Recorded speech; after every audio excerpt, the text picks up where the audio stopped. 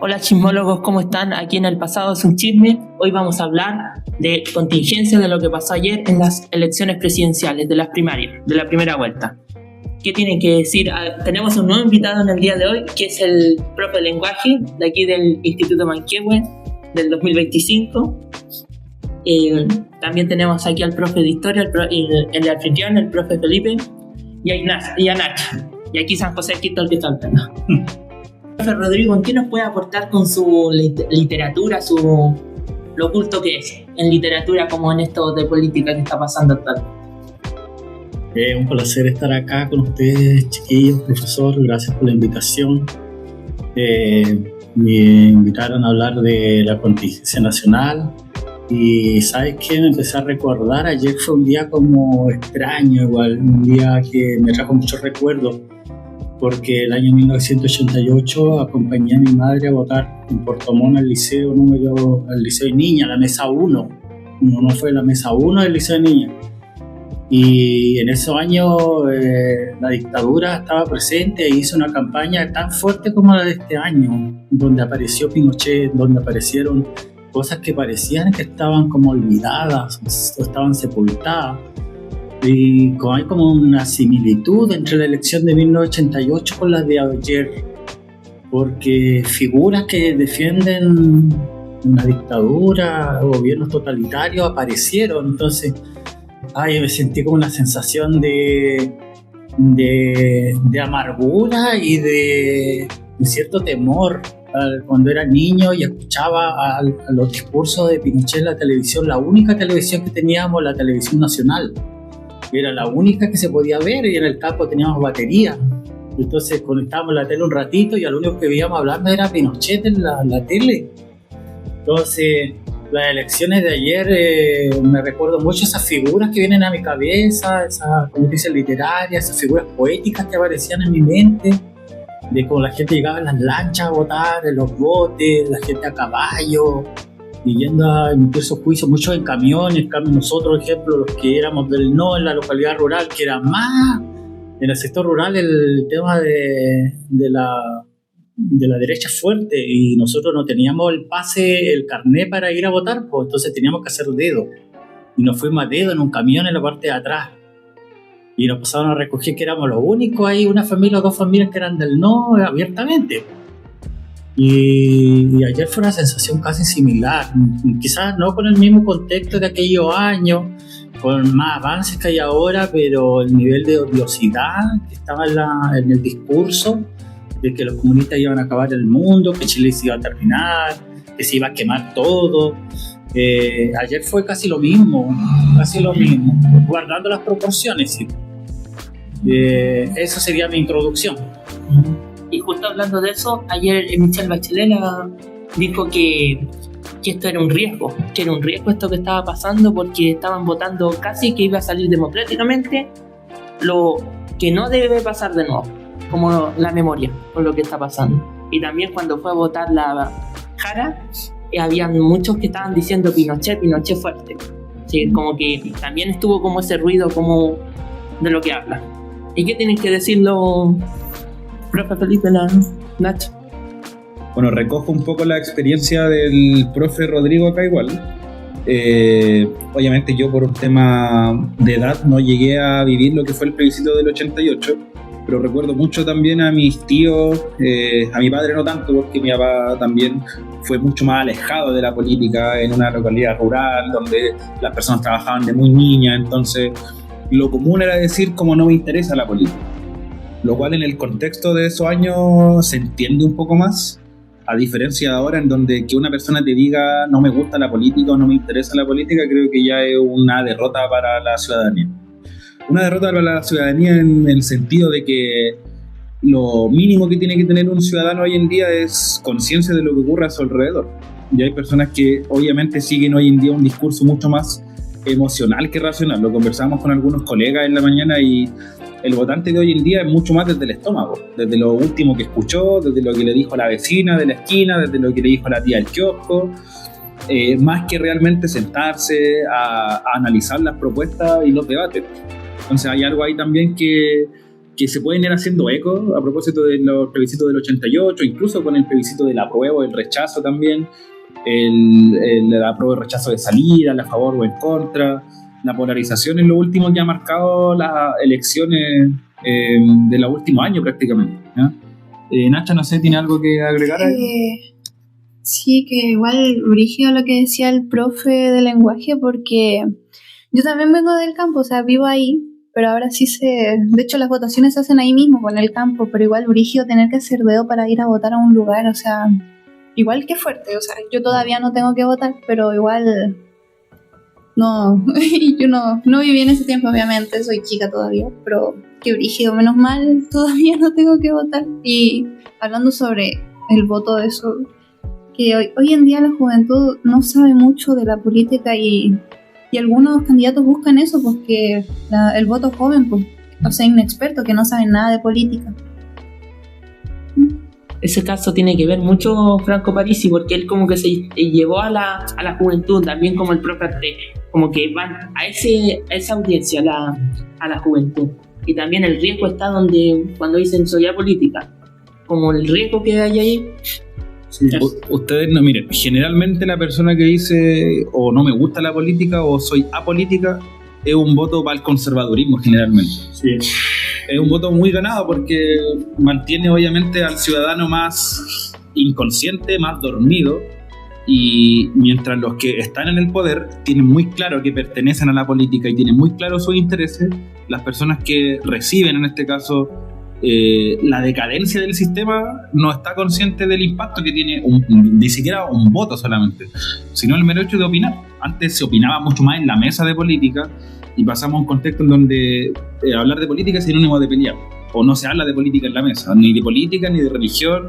Entonces prácticamente la censura del pensamiento crítico, ahí está la base del pensamiento, en una mesa que es un espacio muy político. Cuando digas que no me gusta la política, bueno, una mesa es un espacio muy político, y el hecho de que no hayan despolitizado la mesa, la sobremesa, desde un espacio súper cotidiano, habla también de una derrota de la ciudadanía. Yo todo eso los cuento como derrotas de la ciudadanía o derrota del pueblo, en el sentido en que mientras nosotros nos dividimos más, divide y vencerás, como dice el dicho, ¿no? Aquellos que están más arraigados y enquistados en el poder, que hoy en día es muy transversal en la clase política. Y ahí también la izquierda tiene que hacer su mea culpa y reformular su táctica, su estrategia, su manera de llegar a los jóvenes, a propósito de lo que decía la Nacha. ¿Cuál es el rol de los jóvenes hoy en día en la política? Los jóvenes que no pueden votar, por ejemplo, ¿tienen algún rol? ¿O su rol se acaba cuando cumplen 18 años y tienen que votar un papelito, no? Sí, pues si llega el momento de que tienen que votar y no saben qué hacer, pues si no han investigado, no saben nada de política, llegan ahí, no saben por quién votar, quién es quién. Quedan ahí pues, porque no quieren investigar, no se quieren informar sobre su futuro, o sea, hasta ahí nomás llegan. Eso es como irresponsabilidad, porque uno está en la formación educacional, ahí están los profes de historia, están enseñando que uno no quiera, tiene que aprobar el examen, pero no solamente el examen, como que uno va aprendiendo y se va metiendo al tema. Sí. Como que ahí también no es tanto que no quieran, es simplemente que no les interesa. Sí. Volviendo al tema del fenómeno Parisi, yo creo que no es tan reciente ese fenómeno. Creo que empezó después del plebiscito del 88, el 89 apareció una figura, ahora que lo puedo vincular, que tiene las mismas características de Franco Parisi, de que él no es de izquierda ni de derecha, y se llamaba Francisco Javier Errázuriz. Se llama así igual. Ese hombre, en el año 89, cuando había que derrotar a Pinochet, el candidato a Pinochet, que era Hernán Vigi, y nosotros, las personas de la democracia, éramos Patricio Elwin, instalaron un candidato de la noche a la mañana que se llamaba Francisco Javier Errázuriz.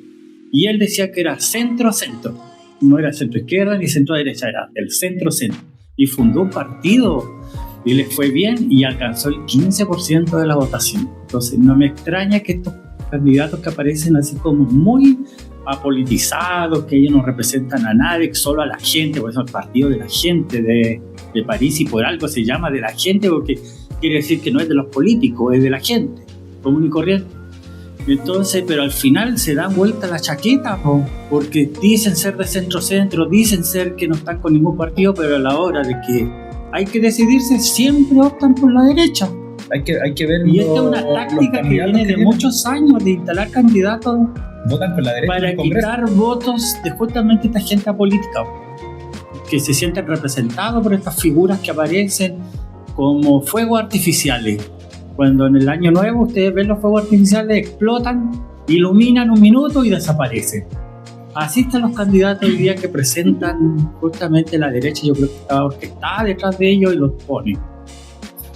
No es algo fortuito. No. Sí, también el tema que yo vi al menos y como pensamiento personal, que lo que pasó con Jara cuando estaba con su grupo, estaban todos diciendo el que nos salta al Paco y atacando a los otros candidatos, como que eso le jugó en contra porque hicieron un ejemplo, estuve viendo en TikTok, de cómo fue Patricio Elwin y con Jara, que él los calmó, le dijo respeto a los militares, respeto a los carabineros, y ella no, como que se rió, y eso como que le bajó la encuesta de ahí pierde, cero a cien. pierde Sí. los votos del centro, entre comillas. Y ahí es donde Kast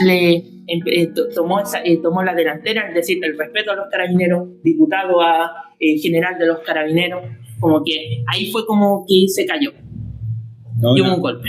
Fíjate que a propósito de lo que pasaba para el estallido social, una de las instituciones que fueron más puestas en la mira fue Carabineros de Chile.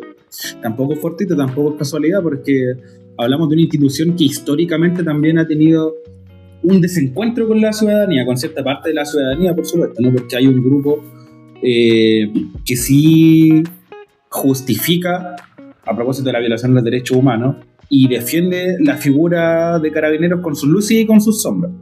El tema es que también ocultan esas sombras, porque cuando una persona sabe de historia, sabe también que tanto el Ejército de Chile como los Carabineros de Chile han sido de las instituciones que más veces han reprimido a trabajadores, a campesinos. Se cuenta desde el asesinato de Manuel Rodríguez por ahí en 1820 hasta antes del golpe de Estado, más de 53 masacres, solo del Ejército y Carabineros hacia la propia población. Y cuántas veces uno dice han defendido a la patria de alguna intervención extranjera, de alguna... Entonces ahí también hay que ver el legado que tienen, que ocultan, y que yo creo que tienen que hacerse cargo de eso. Una manera de poder limpiar la imagen de Carabineros de Chile es primero que se hagan cargo de su historia. Así como si institucionalmente cometimos muchos errores, lo hizo hasta la Iglesia Católica en algún punto, reconociendo sus errores de siglos atrás. Y cuando una institución se hace cargo de su historia, puede mirar recién hacia adelante, porque si no vamos a seguir mirando hacia atrás. Incluso como seres humanos, ¿no? Nosotros tenemos que, de cierta manera, ver lo que hemos hecho y quizás pedir perdón por las cosas que hemos hecho. ¿Y por qué no las instituciones también las pueden hacer? Y eso habla bien de un ser humano, habla bien de una institución. También un tema es lo que pasó con Kaiser, que antes que cuando cerró su campaña, dijo que iba a indultar a todos los que lucharon por la democracia. Los presos de Punta Los presos, sí, que lo iba a indultar a los políticos y a las fuerzas armadas, de todo. Y ahí fue donde como que se cayó en la elección. Un caso, chiquillos, miren. Si hacia fines de la Segunda Guerra Mundial, cuando se aplicaron los juicios de Nuremberg, cuando enjuiciaron a todos los responsables del holocausto judío, hubiese venido una persona, si hubiese seguido existiendo el partido nazi, y hubiese dicho, ¿sabe qué? Yo voy a indultar a todas estas personas que fueron condenadas.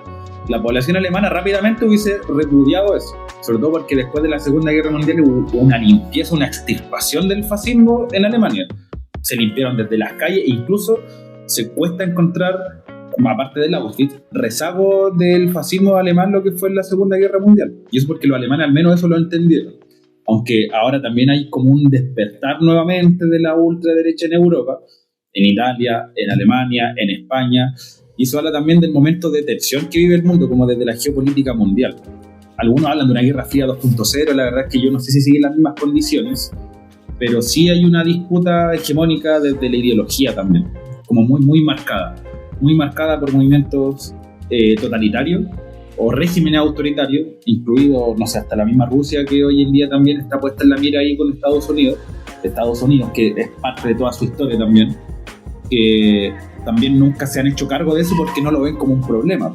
Si al ciudadano norteamericano, estadounidense, es prácticamente un orgullo hablar de que son los salvadores de la Segunda Guerra Mundial, cosa de ver todas las películas gringas, y en realidad es como mucha propaganda.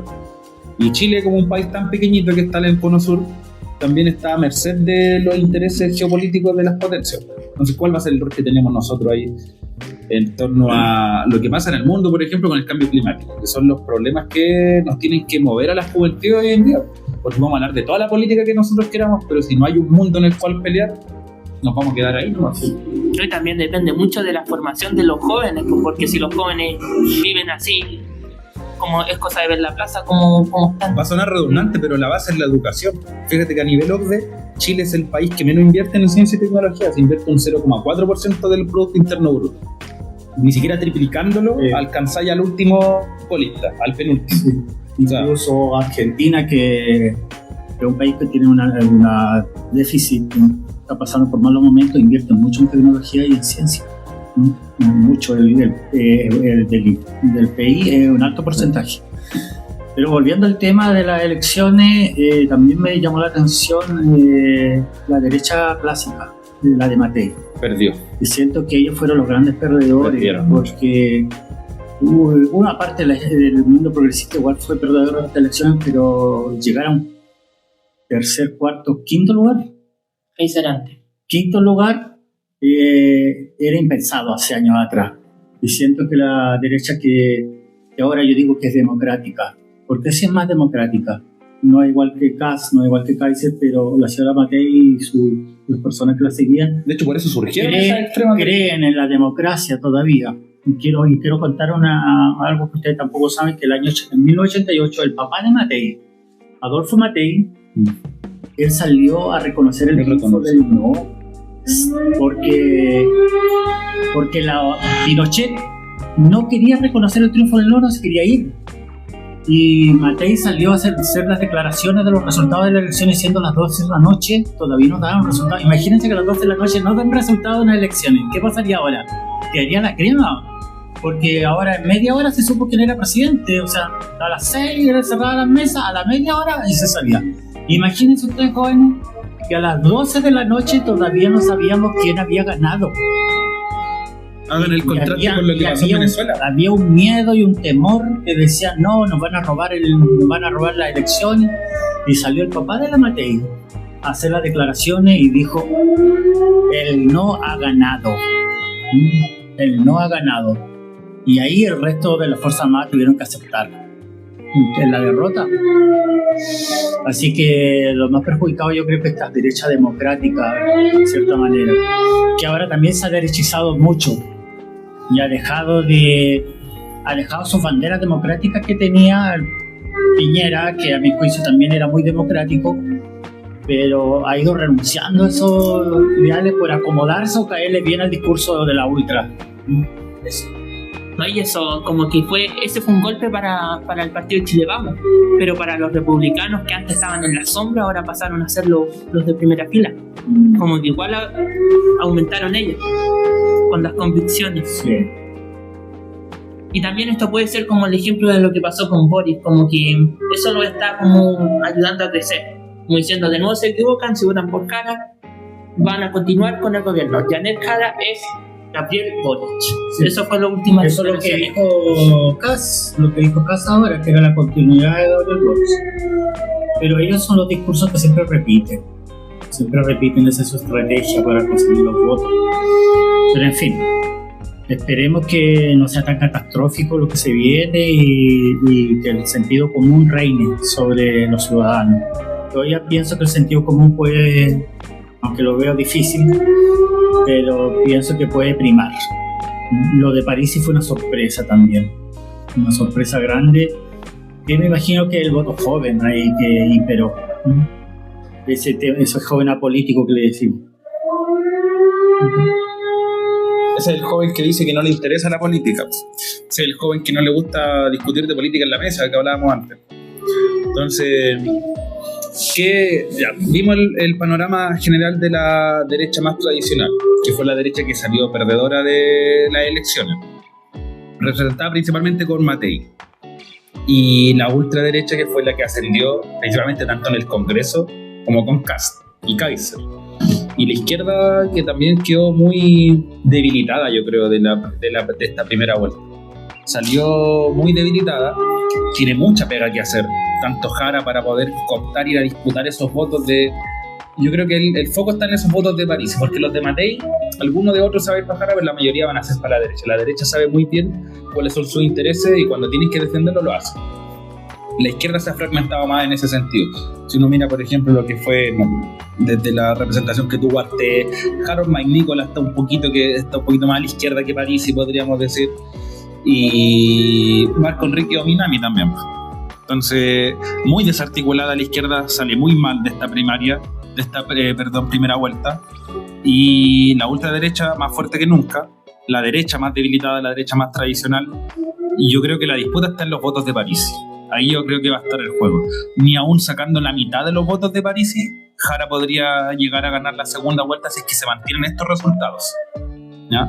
Porque también es verdad que el votante no siempre es 100% decidido. Muchas veces votan en uno para la primera vuelta, votan en otro para la segunda vuelta, y en el Congreso votan por otro partido, nada que ver.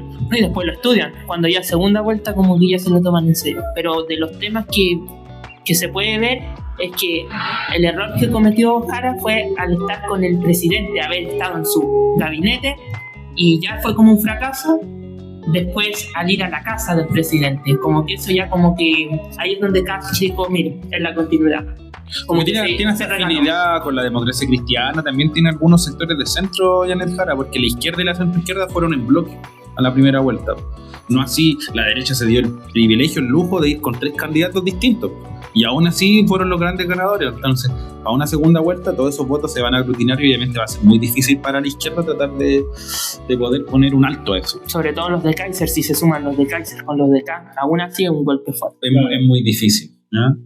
Pero ahí yo, como te digo, no pierdo la fe en los jóvenes en que se van a dar cuenta realmente de que prime el sentido común, ¿ya?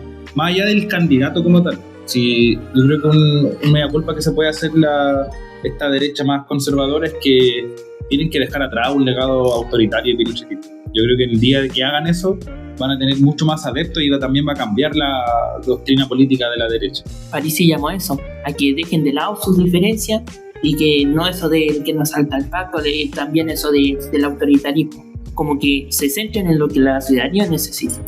Como sí, igual hizo... Supone que es la base de la política, estar ahí.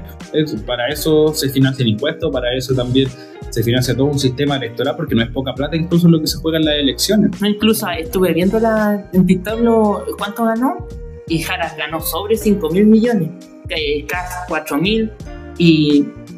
no, 6.000, y Parisi como 4.000 estuvo, y 5.000 y 6.000 estuvieron ahí.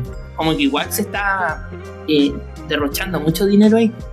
Como que dicen que lo hacen por el pueblo o lo hacen por la ciudadanía, pero el dinero lo reciben igual. Supone que esa es una ley para otorgar financiamiento a las campañas electorales, para que no reciban platas por fuera. Entonces el Estado les devuelve por el voto que recibe el candidato. Si recibe 100 votos, le pagan 100.000 pesos. ¿Ya? Por 100 votos, 100.000 pesos vale el voto. ¿Y eso qué financia? El cartel que fue a comprar, pagar la persona para que repartan volante en la calle, pagar las redes sociales, pagar la radio, la televisión, todos los medios donde aparece la propaganda hay que pagarla. ¿Y con qué plata puede pagar el candidato? Con plata que sea entregada pero por el Estado y no por otras personas. A lo cual también es bueno, lo hay bueno, pero por lo que yo sé también reciben plata por fuera. Ejemplo de la AFP, recibe la derecha mucho dinero de la AFP, de empresarios. De los grupos empresariales. Eso siento que no debiera existir, que si reciben plata del Estado no deberían recibir más plata por otro lado. Y creo que ahí hay que ajustar el tema y corregir esos errores. Parisi hablaba mucho de eso, que él se recortaba de lo que ganaba, ahí, que tenía inversores de afuera. Eso también es una estrategia política discursiva. O sea, no va a bajar el sueldo. Claro, lo vamos a bajar el sueldo, le vamos a cortar a los apitutados. Si lo hiciera eso con cada trabajador público del Estado, de los que ganan sobre los 5 millones de pesos, que es a lo que se está apuntando, no alcanza a recaudar un porcentaje mínimo del Producto Interno Bruto, ni siquiera un 1% del PIB. Entonces no te alcanza es harta plata en perspectiva nuestra, ¿no? Pero en cuanto a los números que se manejan, en cuanto al arca fiscal, ínfimo. Y cuando Kass te dice vamos a recortar 6.000 millones de dólares, esa plata no va a salir de los apitutados. ¿De dónde va a salir esa plata? Sale de la educación, sale de la salud, sale de la PGU, que es algo que estuvo negando hasta el final, pero que después por un tema discursivo y de la encuesta dijo, no, si no vamos a tocar la PGU, pero estaba en su programa, cuando tú tienes uno, está en su programa.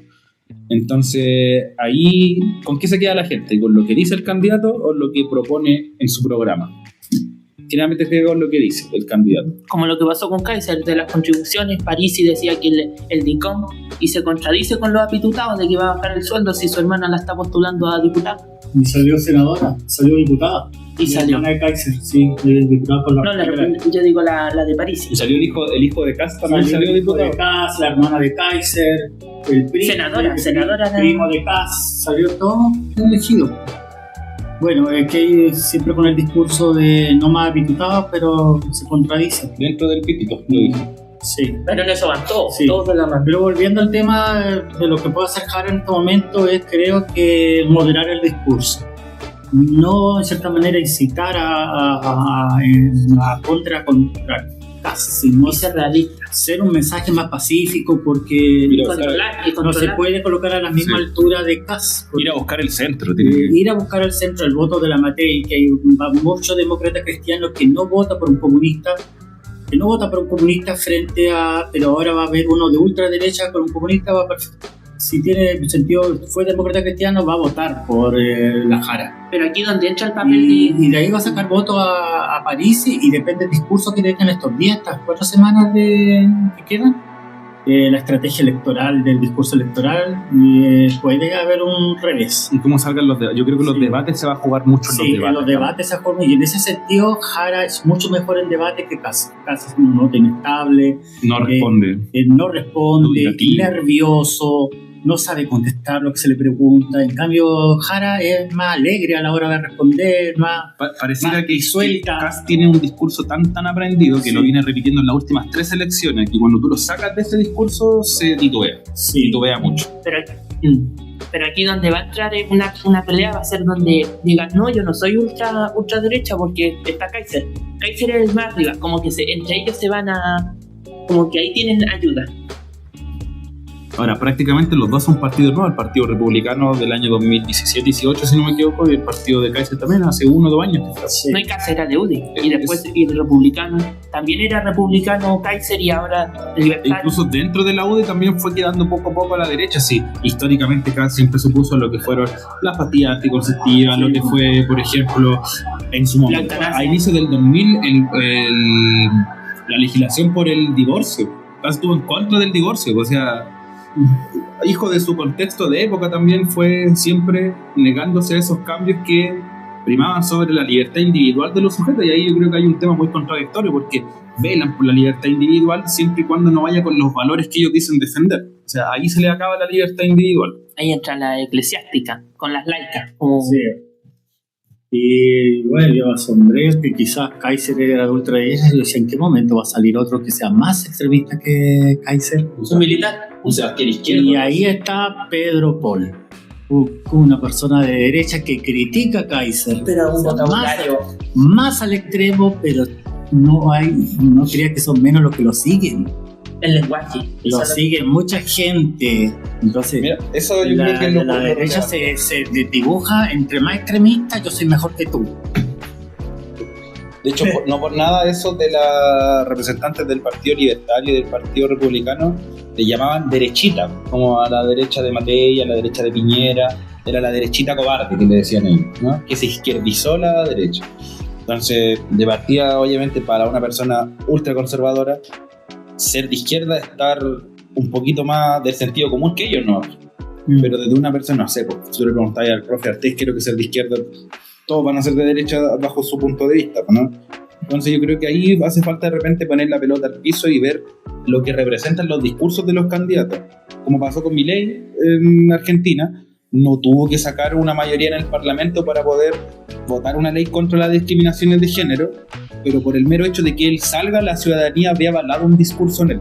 Y empezaron a aumentar los crímenes de odio, los crímenes también contra la población LGTB, sin que salga una sola ley, sin hacer funcionar el aparato político para esa legislación. Pero solo porque él está en el poder, las personas ven reflejado ese discurso y empiezan a aumentar los atentados y los ataques contra estos grupos de personas. Por poner un ejemplo, ¿no? Va a pasar lo mismo como pasó en Brasil, o pudiese pasar lo mismo más bien, ¿ya? Como pasó en Brasil, como pasó en Estados Unidos con Donald Trump también. Hoy en día el discurso pesa mucho, porque el discurso está en todos lados. La propaganda ya no es solamente el diario, como era en algún momento, y el que sabía leer lo captaba y el que no se perdía, ¿no? Y llegaba solamente al discurso electoral, ¿no? Hoy en día influye todo, desde redes sociales, memes, TikTok. De ahí los memes lo vi en un TikTok, ¿no? Sí, hablando de eso, ahora ya viendo cómo son, yo de verdad siento que si cualquiera que salga independiente va a quedar la pura embarrada en Chile, porque ninguno es como... No sé cómo explicarlo. Tiene como una similitud Como... Jara con Boric. No lo sé, no sé la verdad, no. Ay, no, ya la como ya vimos como lo que proponen y lo que dicen en redes como que se contradicen y después como que no, que sí, que no. Y yo siento que sí va a quedar en barracón. Cualquiera el que salga, por ejemplo, Kass dice cosas y después como que no, Kaiser también. Y son muy de derecha o de izquierda o de centro y después se cambian a derecha. Y no. Chile necesita un presidente que sea así y que sea así hasta el final. No que vaya a cambiar según la encuesta. Sí, cuando va ganando, no, es que mejor cambio esto, que mejor voy a hacer así, no. Y se cuidan las palabras. Sí, que desde el principio piense esto y hasta el final que piense así, que se comporte tal cual como empezó. No que cambie en una sola línea. Exacto, que no vaya cambiando porque ay no, es que esto para que la gente me vote y luego hago lo que yo quiero de verdad. Sí. Cuando uno tiene amigos y que ese amigo sea de una sola manera, sí, que no tenga diferentes maneras de ser. Exacto. Queremos que nuestro amigo sea de una sola línea. Sí. Y en ese sentido yo te cuento la razón. Los políticos, si tienen un discurso por la defensa de los derechos humanos, tienen que ser hasta el final. Sí, no puede ser a medias. Si se ha dado cuenta en TikTok, todo el rato cambian y después en la tele dicen otro y de ahí claro. No sirve eso, no sirve para nada. Yo siento que Matei perdió mucho en esa disputa, porque Matei nunca se definió claramente cómo iba a ser su postura. Estamos hablando incluso después del retorno de la democracia. Partió muy arraigada a la dictadura, defendiendo mucho a Pinochet, lo defendió en Londres, después no reconocía lo que su mismo padre había reconocido, que participó en crímenes de lesa humanidad, y después ya lo desconoce. Hace poco, hace unos cuantos meses cuando estaba en campaña también diciendo que se justificaba el golpe de Estado porque si no nos íbamos derechito a Cuba. Entonces tiene esa inconsistencia Matei que yo creo que le hace perder votos de centro y de derecha. Entonces queda en esa inconsistencia que no le pasa a la derecha más autoritaria, más conservadora, porque están tan definidos que su votante objetivo no se pierde ahí. De hecho, la disputa era: me voy por Kass o por Kaiser. Mira, Kass ya estuvo en las dos campañas anteriores, prefiero darle la oportunidad a Kaiser dentro del votante de derecha más dura. Entonces, no es poco lo que sacó Kaiser, considerando que superó a Matei, pensando en que dispersó votos además con Kass. No es poco lo que sacó, y además con Parisi, porque Parisi también es el votante más joven, más. Yo no sé si independiente, ya, porque también Parisi tiene una trayectoria política que cuando uno la analiza tiene política en el cuerpo también, hace ya más de una década. Lo mismo Marco Enrique Ominami, pero Marco Enrique Ominami es insignificante respecto al padrón electoral. No hay mucha gente también que siga esa línea discursiva. Como lo que dijo Parisi, que tenían 4 casas, pero ahí le dijo el entrevistado, le dijo, pero tú tenías una casa en Estados Unidos que vale más que las 3 casas que tiene la Jara. Ahí es curioso lo que se dicen ser súper patriotas, pero van y pagan en paraísos fiscales, evaden impuestos. Entonces, súper patriota hasta el punto en donde se toca mi patrimonio, ¿ya? Yo creo que ahí esas son las inconsistencias que la gente no ve, porque ve más la inconsistencia en el discurso. La misma Matei, yo creo que el máximo ejemplo de la inconsistencia y cómo le pasó factura, perdiendo votos de acá, perdiendo votos de allá, me movía según las encuestas, como decía la Nacha acá. Siento que eso le fue pasando la cuenta, ¿no? Y al menos tanto Kass como Kaiser les valió la pena lo que decía la Ignacia de mantener una línea, mantuvieron una línea hasta el final y ahí tienen los resultados. En cambio Jara también yo creo que pegó un poquito de lo mismo. Cuando habló del iPhone, es más difícil moverse hoy en día en el contexto de Chile y la polarización política que hay. Es más difícil moverse dentro de la izquierda que dentro de la derecha. La derecha tiene mucho más claro sus intereses y cómo son. tienen algunas discusiones, disputas, sí. A lo mejor uno se corre un poquito más a la derecha, pero eso no lo hace perder tantos votos. Uno se mueve a la izquierda de Jara y perdiste todos los votos. Mira, Artés, ¿cuánto tuvo Artés? Un 0,74%. El que se mueve un poquito a la izquierda de Jara, esos son los resultados. ¿Ya? Entonces eso también habla de la polarización actual. Justamente la idea de la derecha tiene muy buenos estudios de análisis de pensamiento de la población, porque están usando estrategias para llegar, que antes eran nichos de la centroizquierda o del mundo progresista, lo están ocupando ellos. Por ejemplo, tomar gente de la comunidad LGBTI y llevarlos como candidatos, siendo que ellos son homofóbicos, pero llevan candidatos LGBTI para mostrar que ellos también son progresistas, también son liberales, y también lo hacen en todo sentido, porque entran en todas partes. De cierta manera, claro, es disfrazado porque es para aparentar algo por afuera, pero yo siento que, volviendo al tema, la derecha el chileno no se derechizó. El chileno no es de derecha ideológicamente. Se identificó con dos principales temáticas que le propuso la derecha: a eliminar la delincuencia y el problema de la migración. Y al chileno común y corriente, que no es político, le interesan esos dos temas: la delincuencia y la migración. Y eso lo tomó la derecha muy bien y lo supo presentar muy bien Kaiser y Kast, y ahí logró ese voto. Pero no significa eso, porque si llega un candidato de izquierda que tiene un mensaje que la gente interprete, la gente va a votar por ese candidato de izquierda. No le va a importar que haya votado por la derecha antes. Entonces, el chileno no es que se haya derechizado. Lo ocupan como chivo expiatorio también, porque tanto la delincuencia como la migración son temas históricos en Chile. Ninguno son temas nuevos, ¿no? De partida, el mero hecho de la delincuencia es lo que cambió más que... porque si uno ve las estadísticas, el índice de victimización incluso disminuyó en muchos puntos, pero lo que sí fue aumentando es el tipo de crimen, la tipificación del delito, como se conoce. Hay crímenes que son más horrendos que antes, eso sí es un hecho. Estamos hablando de que el sicariato. Aparecen cabezas cortadas ya en los basureros. Ya. Eso sí aumentó la tipificación del delito, y eso es un hecho real que hay que hacerse cargo. Pero en cuanto a la masividad, la victimización de la delincuencia, si uno ve la encuesta CADE, por ejemplo, o la encuesta ENUS o la encuesta de Paz Ciudadana, no aumentó tanto el índice de victimización. O sea, de hecho hasta disminuyó en algunos puntos. Obviamente la prensa juega un tema ahí también.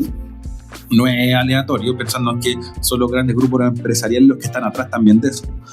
Pero lo que sí aumentó, como les digo, es la tipificación del delito, y obviamente eso genera mucho revuelo y a la gente le hace pensar que estamos mucho peor que antes. Como el fiscal nacional que dijo que es normal que ya el secuestro, como de esa persona. Eso fue lo que aumentó, claro. Porque antes, no sé, pues, estamos hablando de esto, como se conocía antes, cogoteo, entre comillas, era rara vez habitual, sí, pasaba aquí por allá, en ciertas partes de Santiago, sobre todo, que está en el resto del país también, pero lo que aumentó ahora y también es que se visibiliza más, porque antes pasaba y quedaba ahí en la prensa y después al otro día pasaba en otra cosa, ¿no?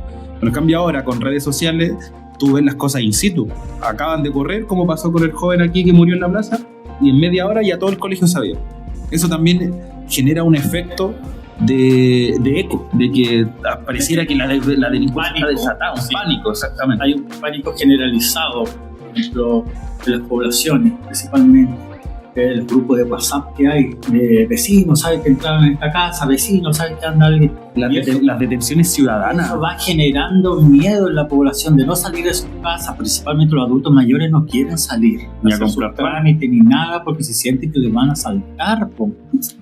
Sí, de hecho en las ciudades más grandes es más común esas cosas que, por ejemplo, en los campos, que es como más tranquilo. Por ejemplo, en Cerro Navia, ahí es pura delincuencia, literal.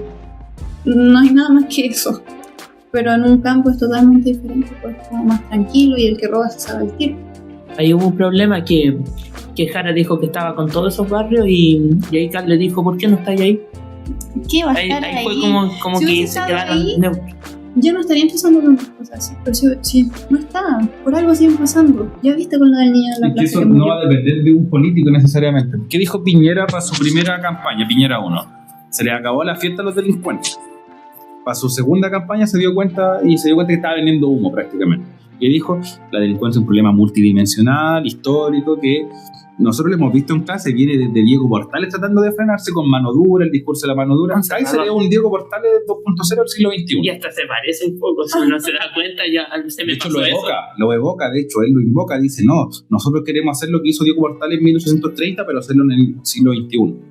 Entonces es un discurso que obviamente para la persona que desconoce la historia es un discurso innovador, pero que de innovador no tiene nada, es un discurso más añejo que el hilo negro. No hay textura igual, hasta de tamaño, de todo. Entonces también hay que ver eso, pues, ¿no? De que hay discursos que van invocándose también a partir de la contingencia. Pero lamentablemente el ciudadano de hoy en día, en Chile, como se invierte poco en un tema de educación también, no tiene una base cultural que le permita votar racionalmente. En cambio, vota mucho más desde el estómago, vota mucho más por lo último que sintieron, por lo último que dijo la vecina, votan incluso por si algún candidato a diputado es amigo mío o es amigo de alguna persona o compartí colegio por él. Yo me he topado con ese tipo de gente, no, voté por tal candidato porque era mi compañero de curso. A ese tipo de votante el que hay que llegarle hoy en día, el votante más emocional. O por la canción ahí. También. O porque les gustan las señoras también. Ser amigo sería bueno que votara por su amigo, sí. Porque igual puede conseguir de repente algún favor, algo así. Pero lo que hay más lógico es que vote porque es rubio, porque le da como Rojo azul. la apariencia, le parece como más honesto. Esas cosas me parecen ya como... Hasta Carlos Ibáñez del Campo, cuando ya sale civilmente electo, también ganó por el voto femenino, principalmente por eso.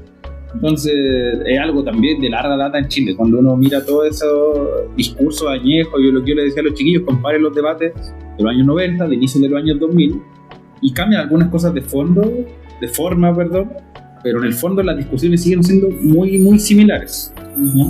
Entonces eso habla también de cómo ha ido cambiando el panorama histórico en lo político también.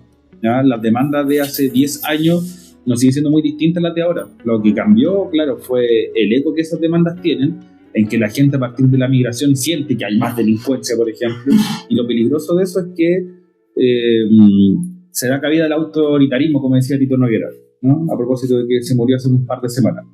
Cuando la misma gente en la que pide el autoritarismo también habla de una crisis de la ciudadanía, es la pérdida de confianza en el sistema, es la pérdida también de confianza en la institucionalidad. Y son los ingredientes para que surja el fascismo. Cuando lo hemos visto en clase, ¿qué ingredientes tiene el fascismo? Primero, un líder carismático, ¿cierto? Que grite mucho, que hable mucho, como Kaiser, por ejemplo, que evoque un pasado histórico glorioso del país. Diego Portales, ¿no? Lo hizo Diego Portales, ¿por qué no lo vamos a hacer nosotros? No, pero pasaron cosas garrafales de las muertes, como lo mismo que pasó con Brasil, si nos damos cuenta. Lo otro, la lógica del enemigo interno, buscar un grupo de personas que se le pueda atribuir los males de la sociedad, así como lo hicieron con los judíos los nazis, ¿cierto? Los judíos son los culpables del malestar social y no es la crisis económica del 29, no es el contexto mundial, no, son los judíos. Ahí viene el meme, el humo negro. Entonces es lo mismo ahora. ¿A quién le calza eso? En algún momento fueron los mapuches, los terroristas, ahora serán los migrantes, ¿cierto? Que son prácticamente los que trajeron la delincuencia. Entonces yo más que nada tendría cuidado con eso, con que se están dando todos los ingredientes para que surja movimiento fascista, o neofascista en realidad, ¿ya? Porque ya el fascismo no es el mismo que el siglo XX, pero sí movimientos neofascistas que en realidad buscan perseguir a ese tipo de personas como responsabilizando de los males, los homosexuales, la población indígena, la población migrante. Se dice, por ejemplo, que los que votan más por los conservadores ultras son hombres, principalmente hombres entre 30 y 40 años, hombres jóvenes. El doble vota por una ultraderecha más que las mujeres. Y es porque le tienen miedo al feminismo. Tienen miedo a perder derechos como hombres. Ellos se sienten amenazados como hombres. Que de cierta manera el mundo femenino va a sobrepasarlo a ellos como personas. Va a anular. Entonces prefieren votar a alguien de ultraderecha porque le asegura ese estatus de hombre, macho, privilegio heterosexual. Porque también se sienten intimidados por el mundo homosexual. También se sienten intimidados. ¿Cómo ellos van a venir a a ser mejor que yo, o van a venir a darme las directrices cómo vivir una persona homosexual. O van a tener familia. ¿Cómo van a tener familia? Se están poniendo a mí en alto, se sienten amenazados. Y aparecen estas figuras como el Kaiser, a defender esos derechos de los hombres. Por eso no me extrañaría un análisis más profundo. Creo que el hombre de derecha, los hombres votan más por la derecha por esos mismos miedos y temores. No así las mujeres, que ciertamente votan más por la libertad, por la paz, por la tranquilidad, por la calma, esas cosas que de repente buscan. Y creo que ahí, en ese sentido, la derecha ha ganado mucho cupo, y ahora la izquierda se tiene que reinventar igual, siempre que tiene que mostrar una limpieza y mostrar otro matiz, pero con los mismos principios ideales, porque los ideales no hay que cambiarlos. Puede cambiar la ideología, pero los ideales nunca. Los ideales permanecen en el ser humano. ¿Dónde está la esencia de la izquierda en Chile últimamente? La justicia, la libertad, tienen que ser ideales que uno siempre defienda. La democracia. Puede pasar el comunismo, puede pasar el socialismo, puede pasar la democracia cristiana, etc. Pero lo que no debe cambiar los ideales del ser humano. Y en ese sentido, siento que la izquierda se tiene que ver, o el mundo progresista que yo le llamo, yo no le llamaría izquierda tampoco, el mundo progresista que creemos en la libertad del ser humano en plenitud, tiene que mostrar un discurso, otro tipo de discurso que llegue a las masas populares que todavía no logran llegar a ese acceso a la educación, de no tener ese acceso a la cultura como la cultura, como digo, como arte, ¿ya? Porque todo ser humano tiene cultura. Pero apelo a que conozca más del mundo. Y en ese sentido, a esa población no se ha llegado. Y ahí hay que hacer modificaciones. De partida una izquierda que también se reinvente en el sentido de abandonar legados que ya no le sirven. O sea, cuando tú ves al profe Artés que sigue defendiendo el pleno siglo XXI, sigue defendiendo a Stalin, que le hacen pisar el palito, que Cuba, Venezuela, y lo hacen pisar el palito, que defiende a Corea del Norte. O sea, la izquierda también tiene que abandonar eso, si esos son regímenes autoritarios también. Si la base de la izquierda, o por definición, es estar en contra del capitalismo, pero del gran capital transnacional, y Artés no está con eso, ¿cachai? Que paren de defender regímenes autoritarios, paren de defender regímenes que prácticamente lo que hacen es modelar la vida del ciudadano. Venezuela, Nicaragua. Tratar de controlar todos los ámbitos de la vida fue algo que se dio mucho en el siglo XX para la Segunda Guerra Mundial. Por algo, cuando se habla de los totalitarismos, se pone, no sé si al mismo nivel, pero la Italia fascista, la Alemania nazi y la Unión Soviética de Stalin. Ojo, de Stalin, porque después de Stalin la Unión Soviética fue otra cosa, y antes de Stalin también fue otra cosa. Fue como el auge del totalitarismo, de regímenes que modelan y controlan la vida de la población, desde lo ideológico, desde lo cultural, desde lo religioso, desde lo político también, ¿eh? En cambio, por algo también hubo una diferencia en los proyectos chinos y soviéticos. Por algo la Unión Soviética cayó en 91 y China hoy en día está junto a Estados Unidos como la potencia mundial. Y amigos, ahora actualmente. Amigos hasta que cada uno se mete también con los intereses del otro. Que así funciona también las potencias imperialistas, ¿eh? Sobre todo Estados Unidos, que es parte de su historia siempre. No, Italia cambió mucho el ejemplo de casa ahora, la presidenta. Los países europeos hoy en día no son irrespetuosos, pero son prácticamente un parque temático nomás. No producen nada los países europeos. Si tú ves su producto nacional, ¿qué producen? No tienen una industria férrea, no producen nada. Viven prácticamente gran parte de su Producto Interno Bruto del turismo.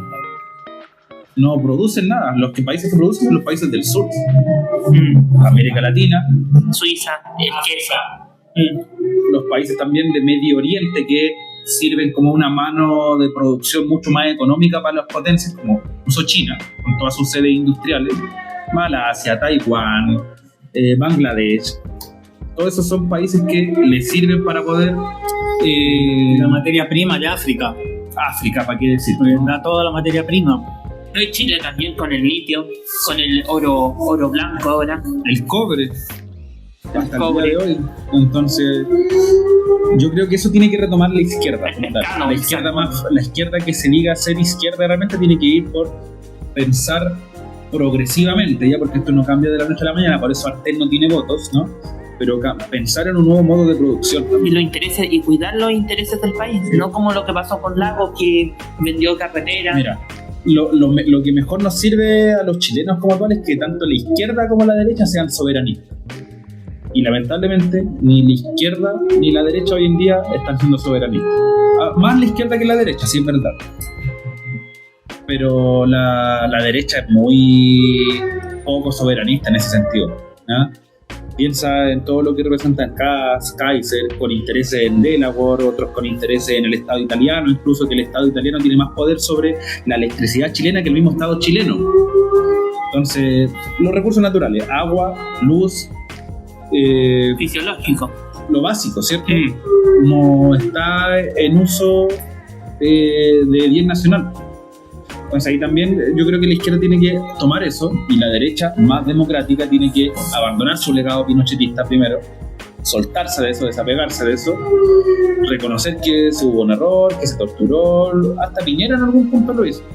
Matei a veces sí, a veces no, bueno, la inconsistencia que le pesó a Matei también. Como el 18 días también, que fue, ahí pidieron que soltara el gobierno de Piñera, y eso fue como cuando él se retiró, dijo que eso fue uno de los más catástrofes que pudo haber tenido. Ahora uno lo mira 6 años después, siento que sí la gente se equivocó el foco, como que fue, no digo que injusta, pero sí creo que se le pasó la mano con Piñera y hizo llevarle el foco ahí sin dejar de ver el resto de problemas también que estaban habiendo. Lo que la gente quería, no más FP, que mejoren temas de salud.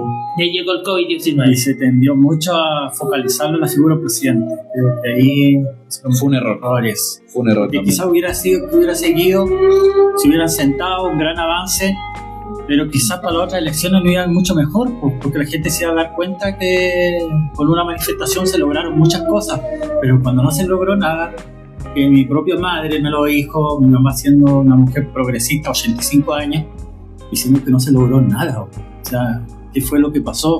Me dijo, quedaron mutilados los chicos jóvenes, ciegos, muertos, ¿y de qué valió la vida de ellos? ¿De qué valió? Fue muy alto el costo para lo que se consiguió. Eso me quiere decir, me dijo. Como el Museo de la Memoria, sí. Todo lo que tiene que pasar. Menos mal que entró Gustavo Gatica, diputado por Maipú, salió elegido diputado con la más alta votación. También eso le va a refregar en la cara a la gente que está sentada de la derecha ahí en el asiento, verlo al frente ciego. Y ojalá, claro, que las mentes de ellos no tienen mucho remordimiento, pero lo van a ver todos los días. Es que lo ven como un mal necesario. No, pero también es como extraño esto de que cuando estábamos en el gobierno de Piñera, ya había reventado, pero ahora, ¿por qué no hicieron un 18-10 de nuevo? Porque ahora las cosas estaban mucho peores. Yo creo que son ciclos y la gente está cansada. La gente está cansada de salir a la calle, de volver otra vez con lo mismo. Y eligió. Se sienten decepcionados. Entonces, ¿con qué ánimo? ¿Qué los va a motivar a volver a salir a la calle?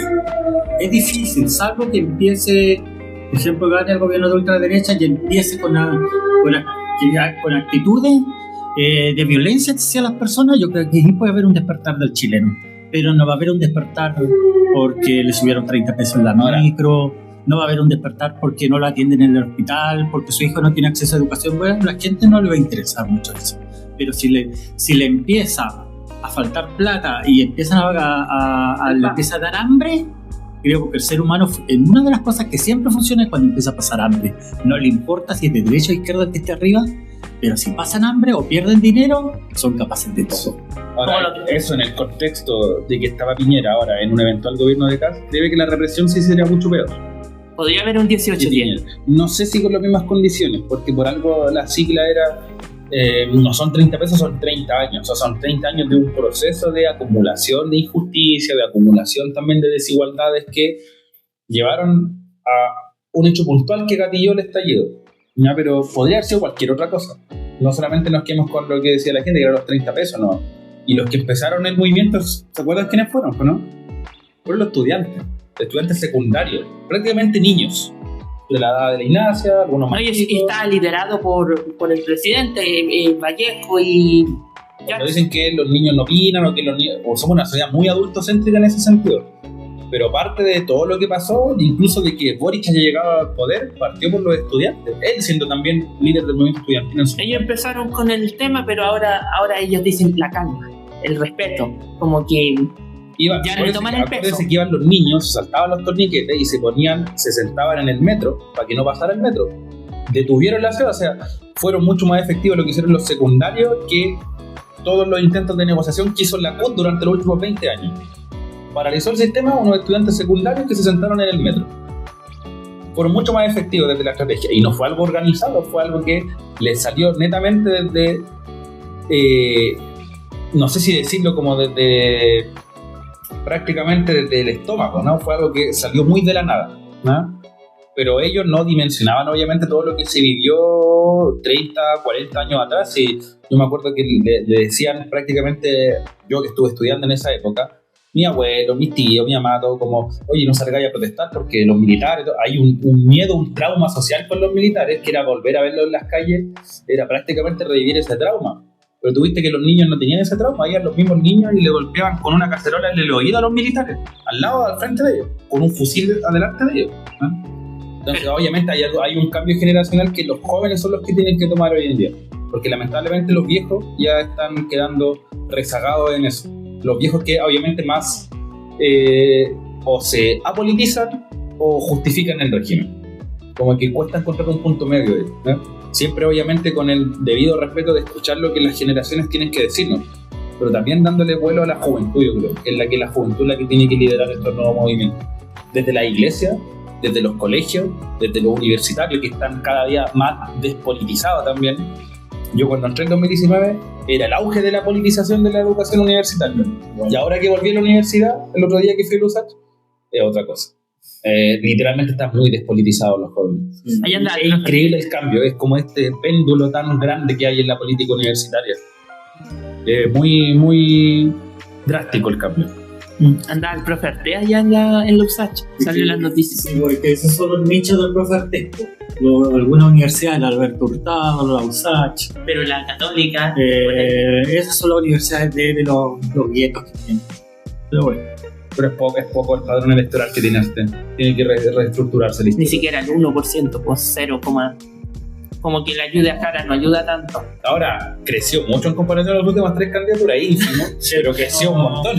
El sistema no debería permitir tantos candidatos. No, y nadie no está cansado. Debería ser 3 candidatos, 4 candidatos, nada más. Es mucho. Porque los tienen que pagar.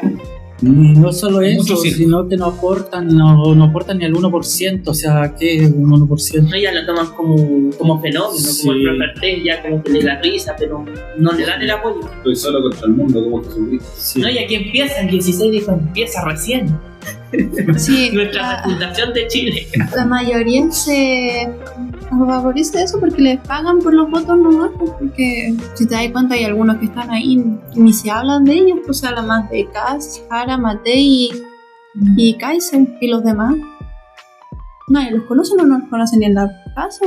Y también los medios de comunicación no le dan la suficiente cobertura a todos por igual. Sí.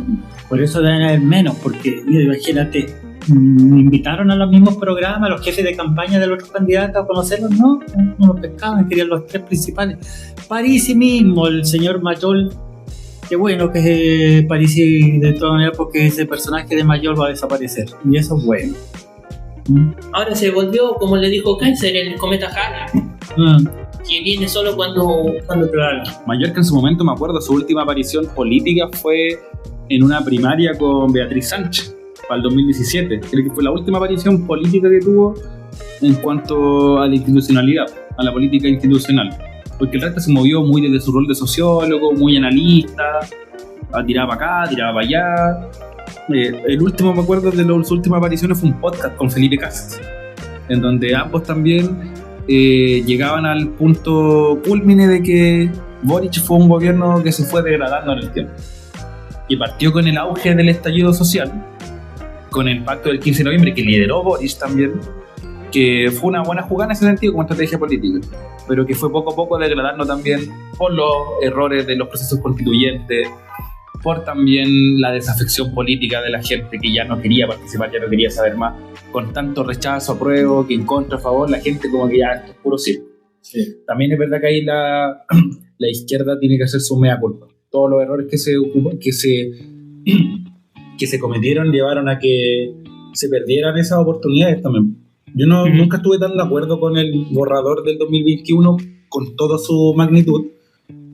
Era un circo eso. Pero sí era la posibilidad histórica de poder haber cambiado el sistema con una base popular real.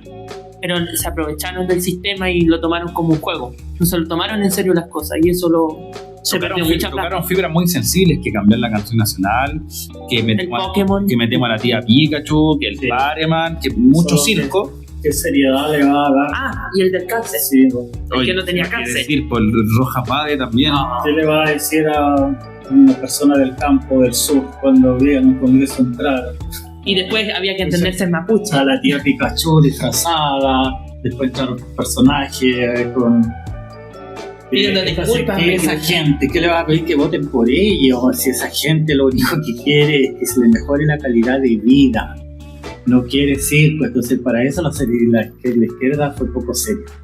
Pero volviendo al tema de América Latina, yo siento que Chile con este triunfo, que ojalá no sea, pero que puede ser el de Kast, Chile se va a bailar más de nuestro vecindario. Igual, el vecindario igual está medio tirado a la derecha. Argentina tenemos, Ecuador, Bolivia, bueno, nos va quedando el Gran Brasil, Lula da Silva y México, que son los dos países con los cuales Chile podría haber generado más inclusión. ¿Por qué? Porque Brasil... No vamos a contar Venezuela. Pues. Brasil está en el BRICS, donde está China, Pakistán, la India, Brasil, las potencias más poderosas. Y los republicanos, todos están en contra del... Y entonces, sí, eso nos va a afectar mucho porque Brasil son 270 millones de habitantes. Y podríamos haber generado quizás más alianzas con el BRICS en vez de irnos con Estados Unidos, que de cierta manera ya sabemos lo que pasa, que Estados Unidos nada regala, todo no da puntada sin hilo. No va a dar puntada sin hilo, va a querer la Patagonia chilena, porque ya tiene la Patagonia argentina, ahora va a querer irse por la Patagonia chilena y se lo van a dar. Las tierras raras de la Antártida, entonces está jugando mucho la geopolítica actual. Rusia y Estados Unidos están velando por intervenir en la Antártida. De hecho, el último tratado que se firmó, que fue hacia la segunda mitad del siglo XX, era por lo mismo. Supone que la Antártida no puede ser usada con fines militares, solamente con fines científicos, ¿ya? Pero al punto donde se logre encontrar tierras raras y se logre estudiar lo que es el acceso al petróleo que hay en la Antártida, ahí mismo va a quedar ese tratado. Va a haber un punto donde las potencias van a querer pujar por eso. Porque es lo que mueve el mundo hoy en día, la parte económica sobre todo. La mayoría de las guerras se juegan en el ámbito económico. Como en Ucrania, que Rusia y Ucrania aparte por la dimensión económica del conflicto. Y la OTAN viene a ser la dimensión política que viene un poco a, no sé si ocultar, pero a disimular un poco los conflictos que se juegan realmente. Lo mismo con Israel, Palestina, Estados Unidos siendo avalado también ahí. ¿Ya? A propósito de lo que hablamos al principio del capítulo, de los países que más invierten en ciencia y tecnología, Israel es uno de ellos. No es casualidad tampoco que sean los que más invierten en ciencia y tecnología. ¿Y Bukele ahora? Que los colegios los estamos ultramodernos. Bueno, hay todo un tema en disputa también porque se habla mucho de las medidas de Bukele, pero también considerando que Bukele tuvo que también pactar con el narcotráfico. Está la relevancia política que tienen, que tuvieron que pactar con ellos, como acuerdos políticos también. Pasó durante la pandemia muchos sectores de México, también de Centroamérica y el Caribe, en donde no llegaba el Estado, pero sí llegaba el narco, con comida, con ollas comunes, con alimentación. Entonces ahí también hay una pérdida tremenda de la institucionalidad del Estado. No llego yo, no llega el Estado, pero llega el narco. Entonces cuando yo quiera disputar ese poder, tengo que ir a negociar con el narco. Que fue lo que hizo Bukele en cierto punto también. Tuvo que pactar con el narcotráfico para poder también llevar a cabo el proyecto que está haciendo. Si no, es muy difícil. El tema, al menos, que en Chile aquí ya no está tan enquistado el narco. Y por eso fue también una de las medidas del debate, de donde más se jugó el debate. El narcotráfico, el crimen organizado. Pero no, algo de ahora viene cuántas campañas atrás. ¿Qué se ha hecho realmente? ¿Cuánto ha disminuido el crecimiento del narcotráfico? Es muy poco, ¿no? Entonces ahí se está jugando la política de los próximos años también. Profe, yo me hago una pregunta, si el profe Artés se postuló, ¿por qué no se postula ahí con las firmas para reunir? Sí, pues, porque si llegó Boris, han llegado muchos. Es un camino que hay hay un camino que hay que recorrer ahí No también. tengo media precisión. Sí, pues como lo hizo Perfecto. Kaiser con el podcast. Bueno, Con su- pues, aquí el profesor Felipe, Por eso. muchas veces le he dicho que él tiene que empezar en Melipilla primero. A reunir al menos las firmas aquí ya. Empezar a sobresalir y meterse en el poder, a disputar el poder. Sí, porque Estando en el poder es la única manera de conquistar algo. Y él lo sabe, estar fuera del poder no conquista nada. Es lo que le pasa a los grupos justamente progresistas de ultra izquierda que están fuera del poder y no logran ningún año avanzar. No salen del 1%. Y eso pasa en Argentina, muchos años ha pasado eso. Y en Chile también pasa lo mismo. Entonces, el colega ahí tiene que... sí. Sí, pero es otro tema, yo creo, para otro momento. Pero es que puede ser un objetivo Sí. del podcast. Es que exactamente, pues, el podcast parte por eso, por generar capital social, adhesión. Y el ejemplo es Kaiser. Un grupo comprometido de personas. De hecho, Salí hacia el Sí, ridículo. pues, pero ahora, ¿dónde está ahora? Hasta se creó su partido. Me gustó mucho lo que dijo Pablo Chile. Me dijo él que igual se iba a postular, porque si se postulaba a Kaiser, que había hecho puras leceras, ¿por qué él no? Y lo dijo Arturo Vidal también. siempre defiendo a Pablo Chile. Me encanta Pablo Chile en su manera de pensar. Sí, el cantante, Sí. ¿no? Ajá. Un cantante cualquiera, imagínate, Boris que está ahí. Cualquiera puede llegar en estos días. Por eso. El profe, yo voto por el profe. Sí. Cualquiera lo Sí. haríamos mejor. Es que hay que juntar ese capital social para que sea un proyecto realmente contundente y serio desde lo que la gente piensa. Y el pensamiento crítico. Tiene que moverse por ahí.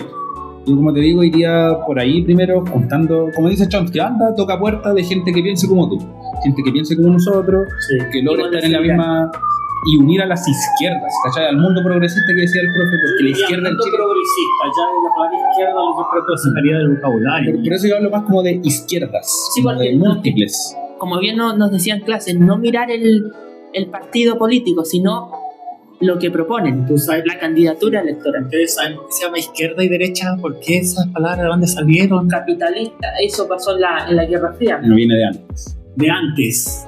El profe Felipe yo creo que sabe la historia más Por eso. minuciosa, pero sé que era de la disputa por el poder y los que estaban en contra del rey se sentaron a la izquierda, Viene para la y los que Revolución defendían Francesa. al rey estaban a la derecha, y de ahí salieron esos de derecha, esos de izquierda. Mire, prácticamente, bueno, yo incluso me iría más a categorías más esenciales. Lo que hablábamos recién, conservadurismo, progresismo, creo que son las categorías que más hacen sentido a la realidad política, pero también no ver solamente el paradigma de izquierda-derecha, horizontal, sino también verlo en un eje vertical, que es lo que se juega mucho en el análisis político actual. Por ejemplo, en cuanto a libertades individuales y en cuanto a libertades económicas. Y allí hay una izquierda más liberal, una izquierda más autoritaria, una derecha más liberal, una derecha más autoritaria. Yo creo que ahí hace mayor sentido también hace mayor sentido también para el panorama político actual, ¿ya? Pero ahí, Si no es simplificar la política, izquierda-derecha es como bueno y malo, equipos de fútbol, ¿no? Y la verdad es que la política hoy en día no funciona así.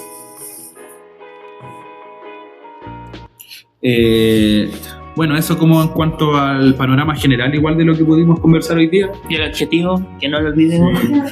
Quisiera yo también, por ejemplo, para terminar mi intervención, también agradecer a los participantes, pero el libro 1984 De George Orwell. Creo que estamos viviendo lo que dice ese libro. La venida del gran hermano y todos los que siguen este gran hermano y obedecen a ciegas a este gran hermano, que le podemos llamar Como los burgueses. líderes, pero para mí es más relacionado con todas las redes sociales. Siento que el gran hermano en las redes sociales porque ordena a la gente como qué es lo que debe decir y pensar. Cuando nos creen un ministerio de la verdad, Le crea el logaritmo, le crea algoritmo que la gente repite sin pensar. Y siento que estamos viviendo esa época del libro George Orwell, que lo invito a leer, 1984. Y se van a dar cuenta que es lo que pasa actualmente y el libro es tan vigente como fue en su año hoy día. Así que eso sería mi aporte de este podcast también.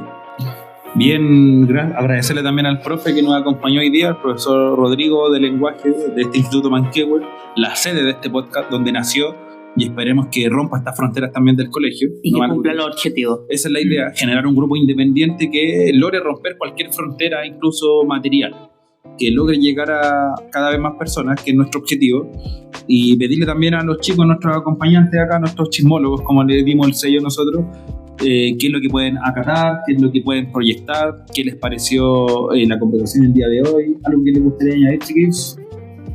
Que estuvo bacán saber cómo era antes, con lo que contaba el profe, el lenguaje, cómo había que ir a votar antes, hacer dedo y todo eso. Igual me encuentro como rígido y bacán porque es súper diferente a cómo es en estos días. Yo diría que nos ayuden, esto le digo a todos los que lo van a ver, que ayuden y participen vengan como vino el profe Rodrigo, a participar, a ver qué opinan. Eso, inviten a la comunidad. Y apoyar y qué proponen. Y si sacamos una conclusión, tenemos que buscar a alguien que nos represente. Y acá tenemos al profe Felipe, ¿quién sabe? Vamos a empezar una campaña y de reunir firmas, así que lo invitamos. Sí, no, diputado.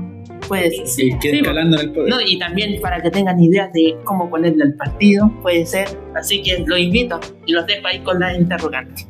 Bien, muchas gracias, chiquillos, por el apoyo. Nos esperamos a poder encontrarnos en otro capítulo de El Pasado Surchismo, nuestro podcast predilecto, que vamos a ir poquito a poco también dándole cada vez más espacio en esta comunidad de Milipilla, ¿ya? Nos vemos a la próxima.